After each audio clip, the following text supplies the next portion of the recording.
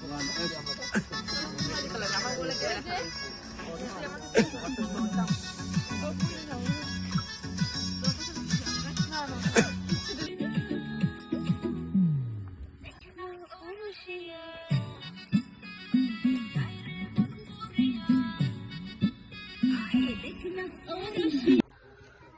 আমি সঞ্জয়। আপনারা দেখছেন এই মুহূর্তে গজলডোবা নিউজ 24/7। তো গজলডোবায় দুদিন থেকে শ্রেয়া আসছে। শ্রেয়া অধিকারী নর্থ বেঙ্গলের একজন পপুলার কন্টেন্ট ক্রিয়েটার। তো তার থেকে শুনবো এখানে কিসের জন্য আসছে এবং কি করছে।